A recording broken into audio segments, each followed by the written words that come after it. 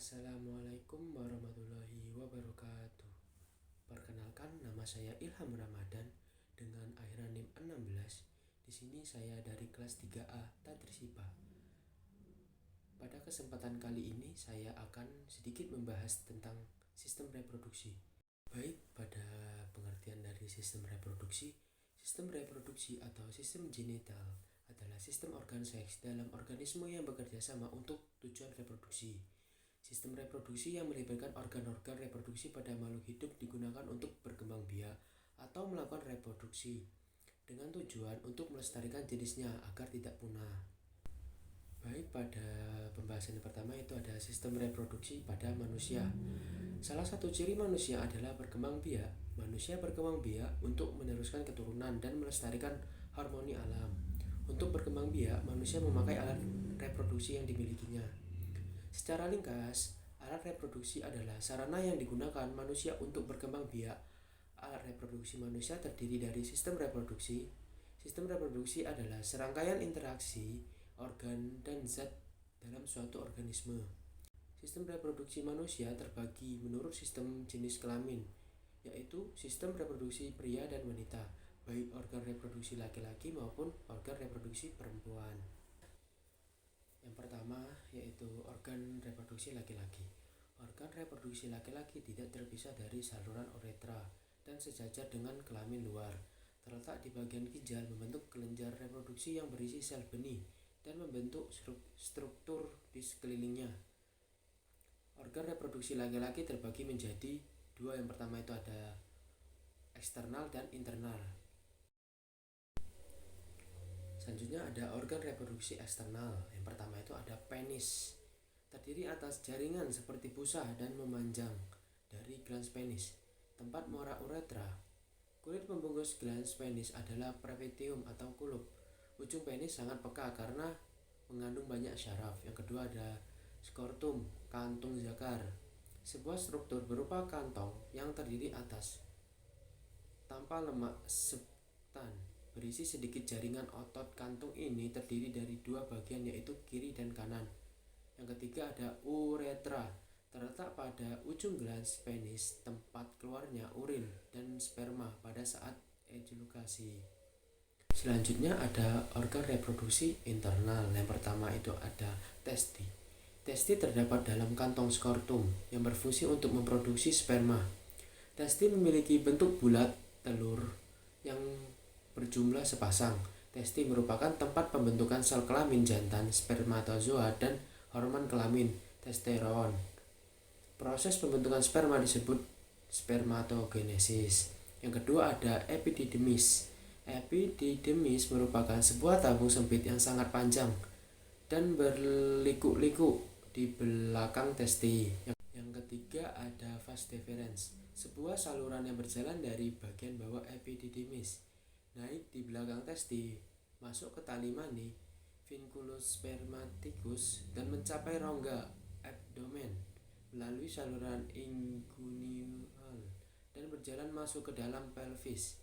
Yang keempat itu ada vesicula seminalis, kandung mani, merupakan dua buah kelenjar tubular yang terletak kanan dan kiri di belakang leher kandung kencing. Salurannya bergabung dengan vas deferentia untuk membentuk saluran ejaculator. Yang kelima itu ada kelenjar prostat. Prostat mengeluarkan sekret cairan yang bercampur dengan sekret dari testi. Ada proses pembentukan sperma, dinamakan spermatogenesis. Berada pada tumulus mevirus di dalam testi, embrio laki-laki hanya ada dua macam, yakni sel induk dan sel punca, stem cell. Proses pembentukan sperma bermula dari pembelahan secara mitosis dari sel-sel spermatogium, selanjutnya mengalami perkembangan menjadi spermatosit primer yang bersifat diploid dan memiliki kromosom sebanyak 23 pasang.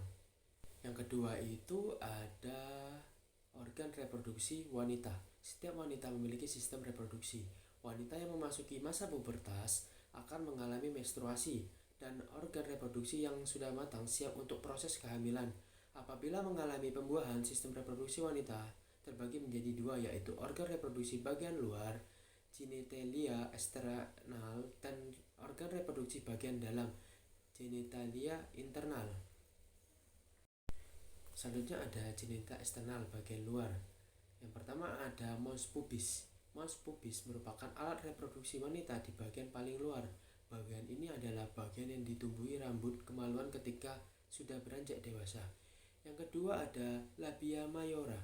Labia mayora adalah kedua lipatan bulat jaringan lemak yang memiliki bentuk seperti bibir.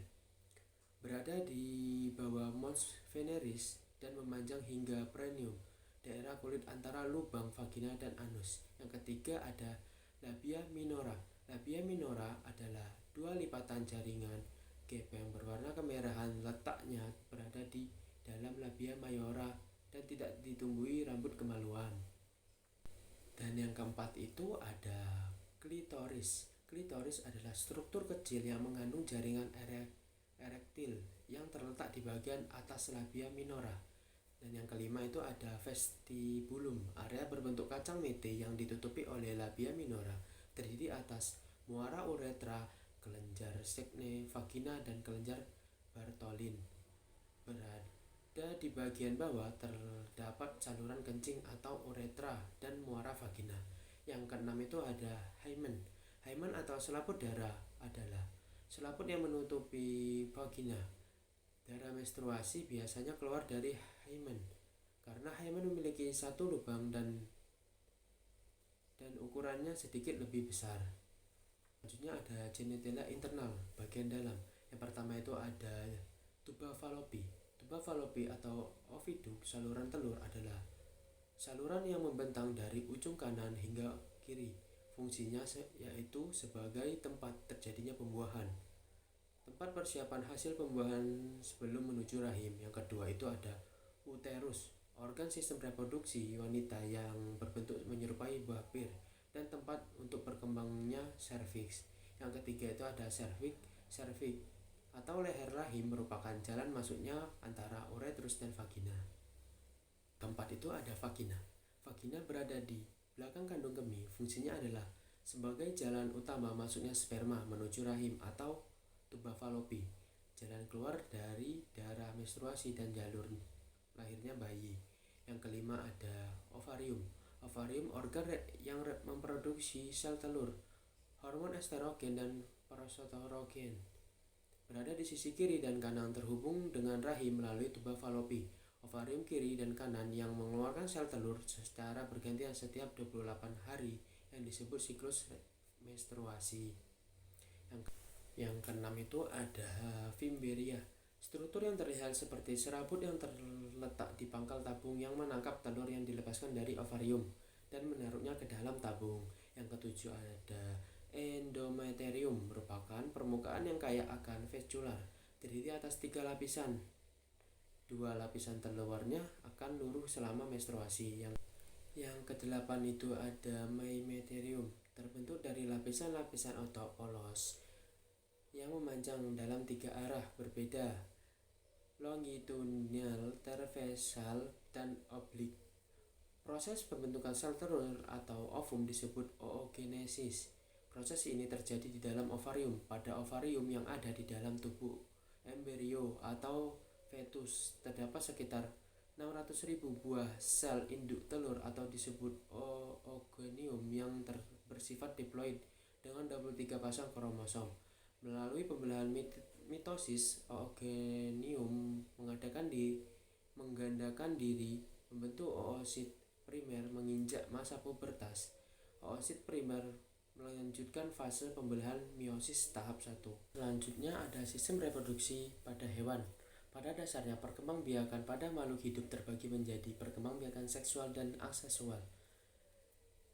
Selanjutnya ada reproduksi seksual. Reproduksi seksual umumnya terjadi pada hewan tingkat tinggi atau hewan bertulang belakang, vertebrata. Namun hewan avertebrata juga ada yang melakukan reproduksi seksual. Perkembangbiakan terus melibatkan alat kelamin jantan dan alat kelamin betina dan ditandai oleh adanya peristiwa pembuahan, fertilisasi. Yang pertama itu ada reproduksi seksual vertebrata. Selanjutnya ada reproduksi seksual vertebrata. Reproduksi vertebrata terjadi secara generatif seksual, yaitu proses Perkembangbiakan yang dicirikan dengan adanya penyatuan dari sel-sel germinatif, yaitu sel benih dari jantan dan sel benih dari betina, sehingga terbentuk individu baru. Peristiwa penyatuan antara sel benih jantan spermatozoa dan sel benih betina ovum. Macam-macam hewan dengan reproduksi dengan menggunakan seksual vertebrata. Yang pertama itu ada Pisces, ikan. Yang kedua ada reptila. Yang ketiga ada mamalia. Yang keempat itu ada amfibia. Dan kelima itu ada aves. Selanjutnya ada reproduksi seksual vertebrata. Sebagian besar invertebrata melakukan reproduksi secara seksual. Reproduksi seksual dicirikan dengan penyatuan gamet, fertilisasi, yaitu sperma dan ovum. Fertilisasi invertebrata sering dijumpai pada cacing tanah yang bersifat hermafrodit. Satu individu menghasilkan sperma dan ovum. Hewan invertebrata yang mengalami reproduksi secara seksual antara lain, yang pertama itu ada arthropoda, moluska, yang ketiga itu ada Echinodermata, dan keempat itu ada Barvera. Fertilisasi reproduksi seksual dibedakan menjadi dua. Yang pertama itu ada fertilisasi eksternal dan fertilisasi internal. Fertilisasi eksternal merupakan proses pembuahan di mana sel telur dan sel sperma dilepaskan secara bebas oleh masing-masing si betina dan si jantan di dalam air, kemudian menjadi penggabungan yang terjadi di dalam air. Yang kedua itu ada fertilisasi internal. Fertilisasi internal yaitu proses pembuahan melalui kopulasi, sehingga sel benih jantan dipindahkan ke dalam saluran alat kelamin betina yang sudah matang mengandung sel telur. Kemudian terjadi penggabungan dan menghasilkan zigot. Perkembangbiakan seksual terdapat dalam beberapa bentuk. Yang pertama itu ada ovovivipar, dan vivipar. Selanjutnya ada reproduksi aseksual.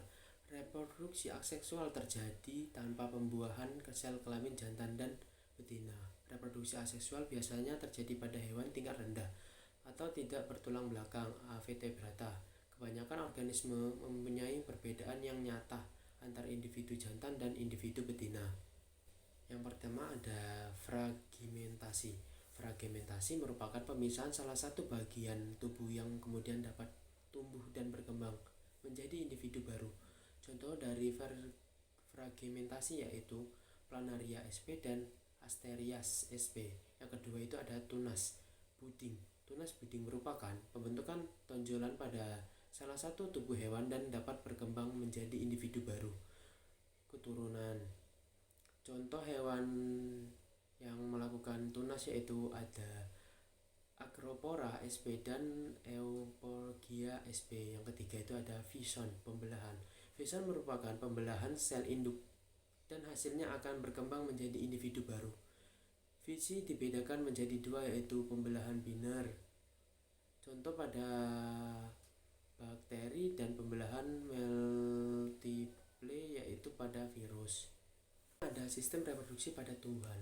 Ada dua macam cara perkembangbiakan tumbuhan yaitu melibatkan alat perkawinan maupun yang tidak melibatkan alat perkawinan.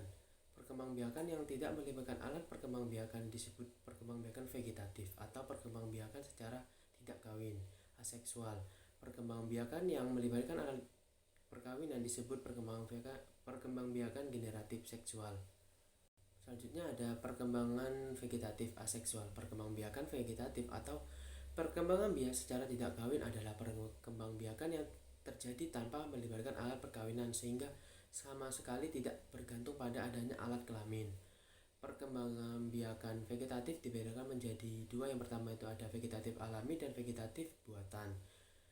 Vegetatif alami. Perkembangbiakan vegetatif alami terjadi apabila perbentukan individu baru terjadi dengan sendirinya tanpa bantuan manusia. Perkembangbiakan vegetatif alami meliputi perkembangbiakan dengan membelah diri, spora, kuncup, umbi, batang, umbi, akar, lapis, rizoma, geragi, dan tunas adaptif. Selanjutnya perkembangbiakan vegetatif buatan. Reproduksi vegetatif buatan adalah reproduksi aseksual yang melibatkan campur tangan manusia dengan proses pembentukan tanaman. Berikut vegetatif buatan yang dapat dilakukan. Yang pertama itu ada mencakok, menempel atau okulasi, menyambung, merunduk, stek, dan kultur jaringan. Selanjutnya ada perkembangbiakan generatif seksual. Reproduksi generatif atau seksual merupakan cara reproduksi yang melibatkan proses peleburan gamet jantan dan gamet betina. Reproduksi generatif terjadi pada tumbuhan berbiji, baik berbiji terbuka maupun berbiji tertutup. Perkembangbiakan secara generatif pada tumbuhan berbiji tertutup ditandai dengan munculnya bunga. Dalam bunga inilah terdapat putik dan benang sari, menjadi alat reproduksi bagi tumbuhan. Struktur bunga, yang pertama itu ada dasar bunga. Dasar bunga merupakan bagian ujung tangkai bunga yang membesar dan menjadi tempat melekatnya mahkota bunga. Yang kedua ada tangkai bunga. Tangkai bunga merupakan bagian yang menghubungkan bunga dengan batangnya.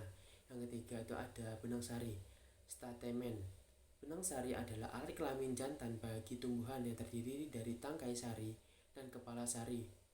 Dan di dalam kepala sari inilah terdapat butir-butir serbuk sari. Yang keempat itu ada putik. Putik adalah alat kelamin betina pada tumbuhan yang terdiri dari tangkai, putik, kepala putik, dan bakal buah, dan di dalam bakal buah terdapat bakal biji. Dalam proses perkembangbiakan generatif pada tumbuhan dikenal dengan penyerbukan. Penyerbukan atau polinasi merupakan proses awal sebelum terjadinya pembuahan. Pada oligospermia, penyerbukan adalah proses melekatnya serbuk sari di kepala putik. Sedangkan pada gimnospermae, penyerbukan adalah peristiwa melekatnya serbuk sari pada bakal biji. Macam-macam dari penyerbukan. Yang pertama itu ada penyerbukan sendiri, autogami. Terjadi apabila benang sari yang jatuh pada kepala putik berasal dari bunga itu sendiri. Yang kedua ada penyerbukan tetangga. Gitomegami adalah penyerbukan yang terjadi jika serbuk sari yang jatuh di kepala putik berasal dari bunga lain tetapi masih pada satu pohon. Yang ketiga ada penyerbukan silang. Alogami atau segami adalah penyerbukan yang terjadi apabila serbuk sari yang jatuh di kepala putik berasal dari bunga yang lain, sejenis tetapi berbeda pohonnya. Yang keempat itu ada penyerbukan bastar. Terjadi apabila serbuk sari yang jatuh di kepala putik berasal dari bunga lain yang tidak sejenis atau sekurang-kurangnya mempunyai satu sifat beda. Selanjutnya ada pembuahan. Pembuahan pada tumbuhan adalah proses meleburnya atau menyatunya inti sperma dan ovum yang terjadi di dasar putik untuk membentuk embrio tumbuhan. Dalam tumbuhan tingkat tinggi dikenal dua macam pembuahan, yaitu pembuahan tunggal dan pembuahan ganda. Cukup sekian yang dapat saya sampaikan, kurang lebihnya saya mohon maaf. Wassalamualaikum warahmatullahi wabarakatuh. Dadah.